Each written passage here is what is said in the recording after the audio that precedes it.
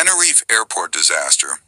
The Tenerife Airport disaster occurred on the 27th of March, 1977, when two Boeing 747 passenger jets collided on the runway at Los Rodeos Airport, now Tenerife North Airport, on the Spanish island of Tenerife.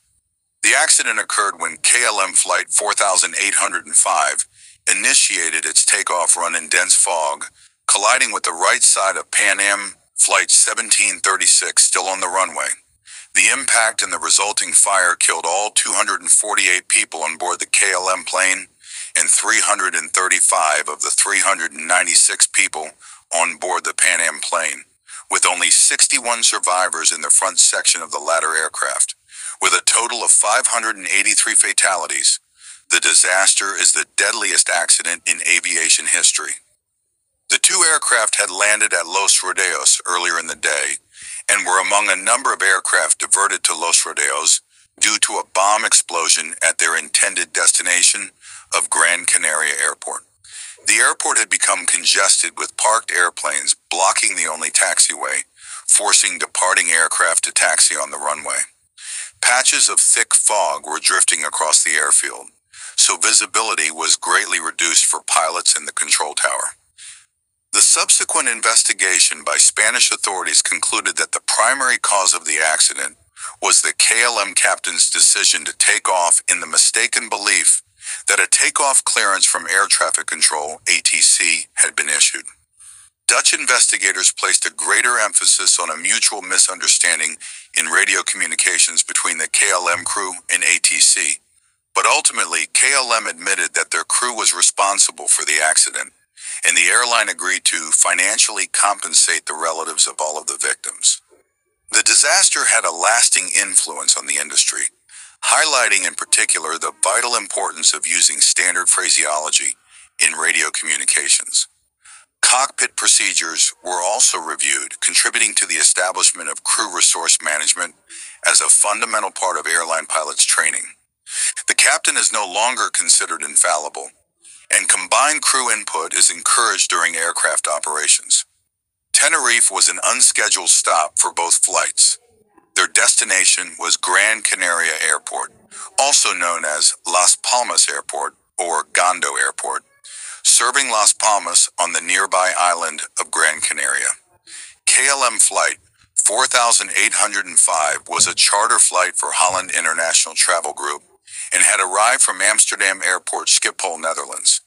Its cockpit crew consisted of Captain Jacob Veldhuisen van Zanten, age 50, First Officer Klaas Meers, 42, and Flight Engineer Willem Schroeder, 48.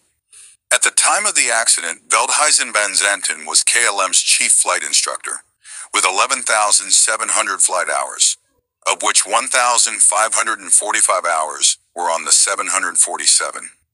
Meers had 9,200 flight hours, of which 95 hours were on the 747.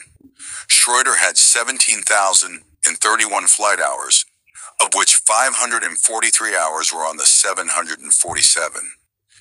The aircraft was a Boeing 747-206B, registration PHBUF, named Rhine. The KLM jet was carrying 14 crew members and 235 passengers, including 52 children. Most of the KLM passengers were Dutch. Also on board were 4 Germans, 2 Austrians, and 2 Americans. After the aircraft landed at Tenerife, the passengers were transported to the airport terminal.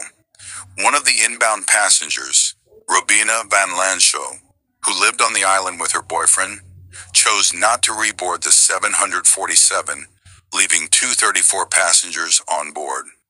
Pan Am, Flight 1736, edit, Pan Am Flight. 1736 had originated at Los Angeles International Airport, with an intermediate stop at New York's John F. Kennedy International Airport, JFK. The aircraft was a Boeing 747-121, registration in 736 PA, named Clipper Victor. It was the first 747 to be delivered to an airline.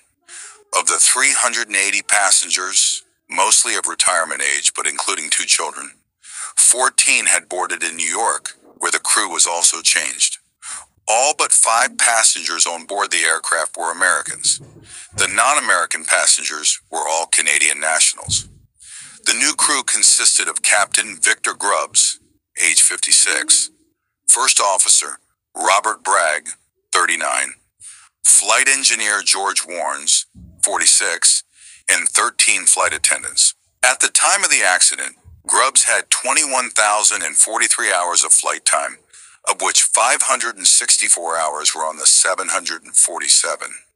Bragg had 10,800 flight hours, of which 2,796 hours were on the 747.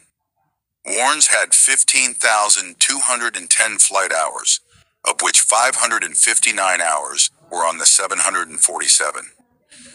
This particular aircraft had operated the inaugural 747 commercial flight on January 22, 1970. On August 2, 1970, in its first year of service, it also became the first 747 to be hijacked. En route between JFK and Luis Muñoz Marin International Airport in San Juan, Puerto Rico, it was diverted to Jose Marti International Airport in Havana, Cuba.